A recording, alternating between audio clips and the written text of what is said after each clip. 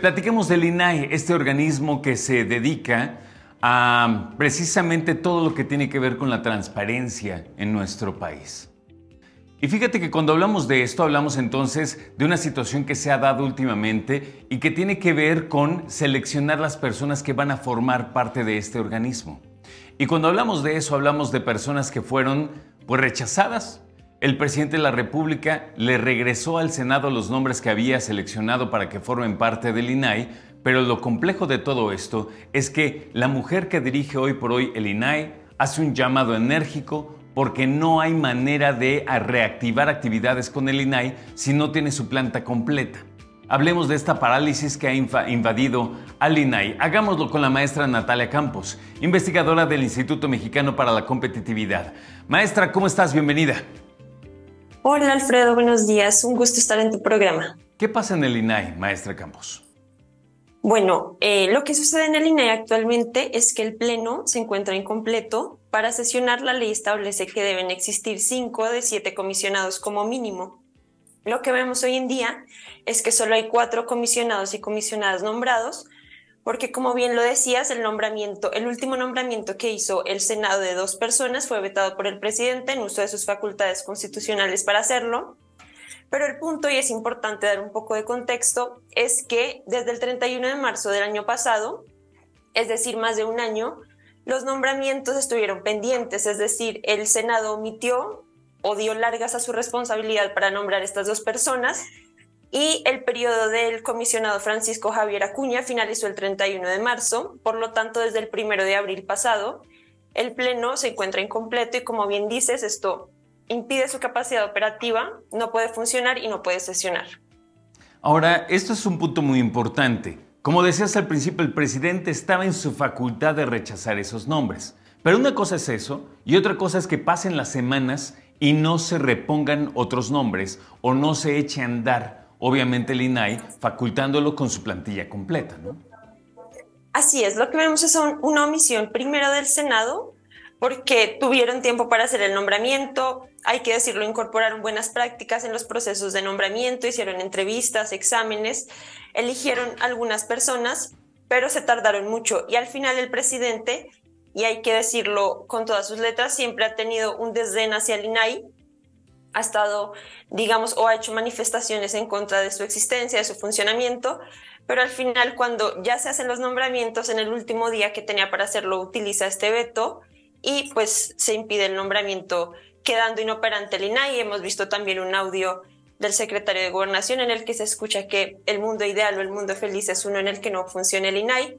Entonces lo que vemos es cierto desdén desde el Ejecutivo Federal hacia este instituto y por otro lado pues una falta de nombramientos que nos han llevado a este escenario que es contraproducente para el acceso a la información y por lo tanto para la democracia en nuestro país. Maestra, ¿cómo lograr precisamente que un gobierno reconozca la importancia del acceso a la información cuando, por una parte, y un ejemplo que me parece por lo menos a mí muy contundente, es lo que se ha invertido hasta ahora en el Tren Maya? Cuando él dice, el presidente, que por seguridad nacional tiene que reservar los datos. Y aunado a eso, en un instituto que se dedica a la transparencia y el acceso a la información, no lo echan a andar. Está en las manos de las personas en el gobierno federal, en el legislativo y en el ejecutivo, echar a andar esta situación y pareciera que no les importa, ¿eh?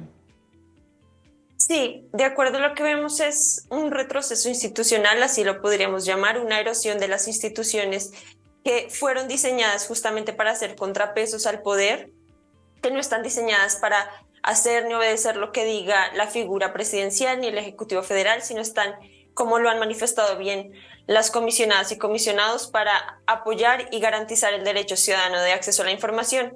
Y como bien lo dices, hay antecedentes y podemos encontrar muchos ejemplos en los que el INAI ha sido muy importante para garantizar este acceso a la información porque resuelve los recursos de revisión que ponen los ciudadanos cuando alguna institución se niega a dar la información o no la da de forma completa.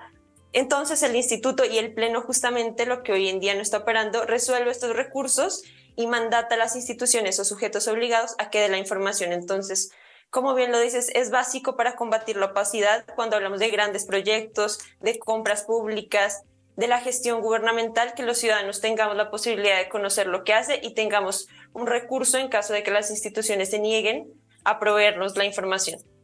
Indíquenos, por favor, maestra Campos, cómo se seleccionan las personas que forman parte del Pleno del INAI, porque al salir del Senado de la República, o al menos ser propuestos y aprobados y después calificados ya por el Ejecutivo, pareciera que forman parte de los partidos políticos. ¿Es así? Bueno, lo que vemos es que en este caso es la facultad del Senado de la República elegirlos, establecen ellos los mecanismos internos, como te mencionaba en el último proceso, hicieron rondas de entrevistas, establecieron buenas prácticas para facultar un examen de conocimientos, entonces existe un proceso interno en el Senado y establecen ellos los criterios. Un punto importante es que se decía que no eligieron a las personas con los mejores puntajes, fue su decisión interna. Pero, digamos, lo conducente de cuando se da en el Senado estos nombramientos es que puede haber discusiones políticas o intereses políticos, pero al final así está mandatado que se seleccionen estos comisionados y comisionadas.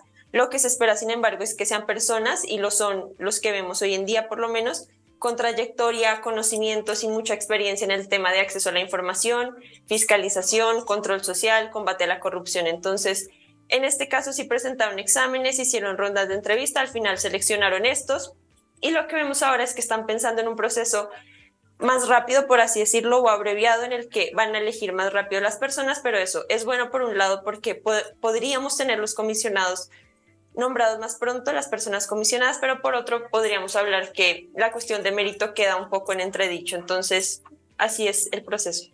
Pregunta concreta, ¿cuántas veces puede el Ejecutivo objetar a las personas que se propongan, maestra? Una vez ya se usó el veto presidencial y la siguiente vez que se veten ya quedarían elegidos tal como lo seleccionó el Senado. Entonces existe esta facultad de veto presidencial, pero no podría utilizarse otra vez. El Instituto Mexicano para la Competitividad, desde su punto de vista, considera que ¿qué? ¿Cuál es el futuro y qué pretende el gobierno o el Senado ante esta situación, ya que no la está resolviendo? Bueno, lo que esperamos desde el IMCO del Instituto Mexicano para la Competitividad, lo que hacemos es un llamado para que se elijan a la brevedad posible las personas comisionadas y se garantice el funcionamiento del Pleno del INAI y del Instituto en total. Y es importante decir que lo que consideramos importante es que se respeten los pesos y contrapesos que están diseñados desde la Constitución, que se respeten las instituciones que funcionan justamente para garantizar derechos de acceso a la información y en este caso que se resuelva lo más pronto posible la situación del INAI. Ya hicieron los comisionados, el Pleno, impusieron una controversia constitucional en la Suprema Corte de Justicia, también están hablando de hacer un llamado en la Corte Interamericana de Derechos Humanos, entonces hay recursos, hay esperanza para su nombramiento y lo que esperamos es que se haga a la mayor brevedad. Perfecto. Gracias, maestra Natalia Campos, por platicar con nosotros, la maestra investigadora del Instituto Mexicano para la Competitividad. Que tenga buen día, maestra. Muchas gracias, un saludo.